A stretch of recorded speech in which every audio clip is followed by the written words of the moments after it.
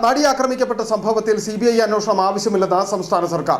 മനുഷ്യാവകാശ പ്രവർത്തകനായ doctor Guinness Madaswamy നൽകിയ നിവേദനത്തിന് മറുപടിയിലാണ് ഇക്കാര്യം വ്യക്തമാക്കിയത്.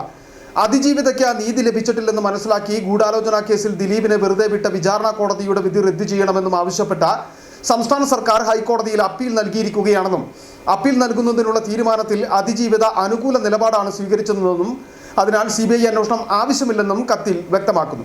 അതേസമയം കേസുമായി ബന്ധപ്പെട്ട് തന്റെ നിയമ പോരാട്ടം തുടരുമെന്ന് ഗിന്നസ് മാടസ്വാമിയും വ്യക്തമാക്കി. 2017 നടി ആക്രമിക്കപ്പെട്ട കേസിൽ CBI അന്വേഷണം ആവശ്യപ്പെട്ടുകൊണ്ട് സർക്കാരിന് നിവേദനം നൽകിയിരുന്നു.